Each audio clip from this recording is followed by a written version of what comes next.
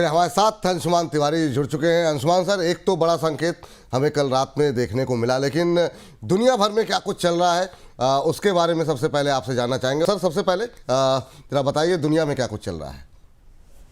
धन्यवाद Vipul. Good morning. GST की cut cut वाली गुड मॉर्निंग है। टैक्स रियायतों की गुड मॉर्निंग्स बहुत कम होती हैं। सरकारें टैक्स कम करने में बहुत हिचकती हैं और इसलिए वैसे बाजारों के लिए एक अच्छा दिन है। भारतीय बाजारों की उपभोक्ताओं की एक बड़ी मुराद पूरी हुई है। जीएसटी के दो स्लैब हैं, कई उत्पादों पर टैक्स कम होने का असर दिखेगा, कई और गणित भी भीतर लगाई गई हैं जिन्हें हम समझने की कोशिश करेंगे। लेकिन हम ग्लोबल घटनाक्रमों से बात की शुरुआत करते हैं। एक और बाजारों की दृष्टि से अच्छी खबर है, अमेरिका की दृष्टि से अच्छी खबर नहीं है। अमेरिका में जुलाई में जॉब ओपनिंग्स 10 महीने की न्यूनतम स्तर पर है। लेबर मार्केट ठंडा पड़ा है और इसने अमेरिका में बढ़ती बेरोजगारी के कारण ब्याज दर में कमी की उम्मीद बढ़ाई है। और ऐसा लगता है कि इस महीने के अंत तक फेडरल रिजर्व की एक छोटी मोटी कटौती कर सकता है, जिसका असर हमें आज विदेशी बाजारों पर दिखेगा और उसका असर भारतीय बाजारों पर भी दिखाई देगा। डोनाल्ड ट्रंप की टीम अब सुप्रीम कोर्ट में टैरिफ को बचाने की तैयारी कर रही है। निचली अदालतों ने टैरिफ पर सवाल उठाए हैं। हालांकि डोनाल्ड ट्रंप को सुप्रीम कोर्ट में जाने की जगह और समय दिया था। सुप्रीम कोर्ट को इस में 6-3 का बहुमत है रिपब्लिकन के पक्ष में जजों का। और इस पर डोनाल्ड ट्रंप को उम्मीद है कि शायद टैरिफ वहां से मंजूर होकर आगे आ जाएंगे। लेकिन अगर कानूनी लड़ाई लंबी खिंचती है तो फिर एक बैकअप प्लान की तैयारी की जा रही है, जिसमें वो जो कुख्यात 1930 का स्मूथ हाउले एक्ट है उसके प्रावधानों का भी इस्तेमाल किया जा सकता है। तो अगले एक हफ्ते तक टैरिफ से जीएसटी के असर के साथ अगले एक हफ्ते तक अब जो अदालती लड़ाई होगी डोनाल्ड ट्रंप की सुप्रीम कोर्ट में टैरिफ को लेकर, इस पर बाजार प्रतिक्रिया करता दिखाई देगा। चीन की कल परेड भव्य थी और चौंकाने वाली थी। चीन ने अपनी सारी एडवांस हथियार तकनीकें दिखाई हैं, सैन्य ताकत बढ़ाने का संकेत दिया है। और सबसे बड़ी बात यह कि जो अंडरलाइन मैसेज था चीन की परेड में वो था कि वो अमेरिका को जवाब देने में सक्षम है। चीन ने लेजर से लेकर एंटी शिप मिसाइल्स तक, एंटी कैरियर मिसाइल तक, कैरियर किलर्स तक एक पूरा रेंज दुनिया के सामने रखा है और इसकी चर्चा प्रतिक्रिया तरह तरह से पूरे पूरे दुनिया में है। इधर पुतिन ने कहा है कि जेलेंस्की अगर मॉस्को आए तो मिलने को तैयार है, लेकिन कड़ी शर्तों पर बातचीत होगी। जेलेंस्की की तरफ से भी प्रतिक्रिया नहीं आई है।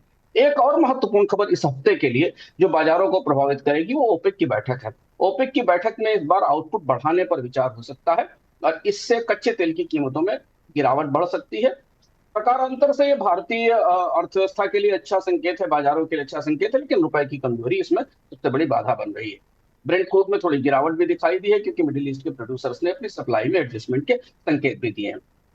अमेरिका से कई डेटा है जिसमें कमजोर जॉब डेटा के अलावा फैक्ट्री ऑर्डर्स का डेटा भी था जो लगातार दूसरे महीने गिरा। मैन्युफैक्चरिंग में मंदी का संकेत है। हालांकि डोनाल्ड ट्रंप मान रहे हैं कि अमेरिका की अर्थव्यवस्था बहुत तेजी से ग्रो कर रही है, पर मूडीज और बाकी एजेंसीज ने अमेरिका के 20 से 22 राज्यों में आर्थिक मंदी आ जाने के संकेत भी दिए हैं और तथ्य और डेटा भी दिए हैं। इधर अमेरिका में हॉलीडे स्पेंडिंग गिरने का अनुमान आया है, जिसके बाद वहां के रिटेलर्स में काफी सनसनी है और हो सकता है आने वाले दिनों में अमेरिका के प्रमुख रिटेलर्स जैसे वॉलमार्ट जैसी कंपनियां अपने अनुमानों को घटाएं। इधर यूरोजोन में ग्रोथ अगस्त में धीमी पड़ी है। पीएमआई ने लंबी सुस्ती दिखाई है। एक महत्वपूर्ण खबर और जिस पर आज शाम को शायद हम चर्चा करेंगे बोनस पॉइंट में, कि पूरी दुनिया में लॉन्ग टर्म बॉन्ड यील्ड्स में बड़ी तेजी आई और रिकॉर्ड तेजी है। कई जगह तो दो दो दशक ऊंची रेट्स हो गई हैं लॉन्ग टर्म बॉन्ड यील्ड्स की। जापान में भी, यूरोप में भी रेट्स की अनिश्चितता के कारण, अर्थव्यवस्था में अनिश्चितता के कारण लंबे समय का कर्ज देने में बाजार सरकारों को हिचक रहा है।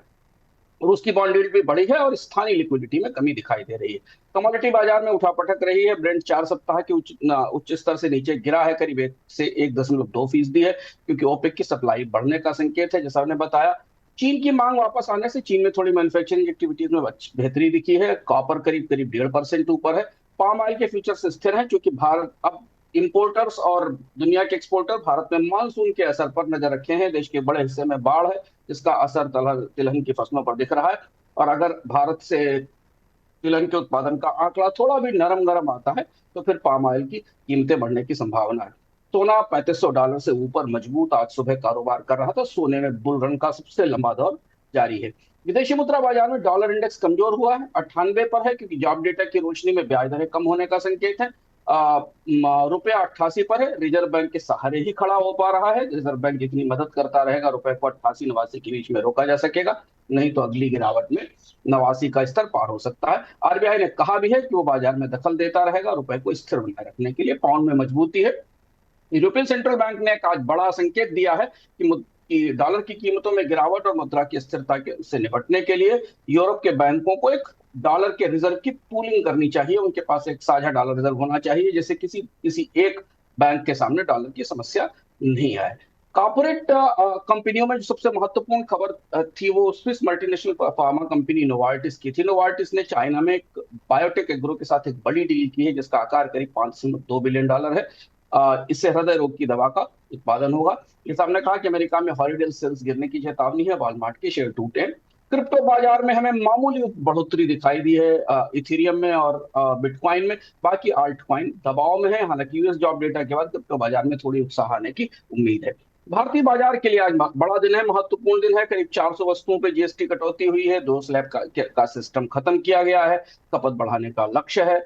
22 दिसंबर से दरें लागू होंगी। हेल्थ बीमा पर जीएसटी शून्य हो गया है, लेकिन इनपुट टैक्स क्रेडिट को लेकर असमंजस बनी हुई। और भी बहुत सारे स्लैब में भीतरी बदलाव हुए हैं, जिन्हें भीतर उतर कर समझना पड़ेगा, ताकि आप समझ सकें कि आपकी जेब पर और आपके निवेश पर, आपके स्टॉक्स पर क्या असर पड़ा है।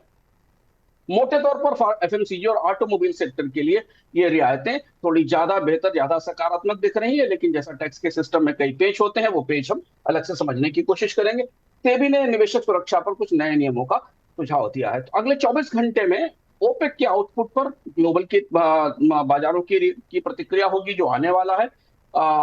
अमेरिका में सुप्रीम कोर्ट में डोनाल्ड ट्रंप का जो टैरिफ बैकअप प्लान है, वो कैसे इसे जूझेंगे और सुप्रीम कोर्ट से निकाल कर लाएंगे, इस पर अब सबसे बड़ा ट्रिगर मौजूद होगा। और भारत में जीएसटी सुधारों का असर आज बाजार पर दिखेगा। उंगलियों में दुनिया में आज इतना ही। हम वापस चलते हैं नोएडा स्टूडियो विपुल जी के पास।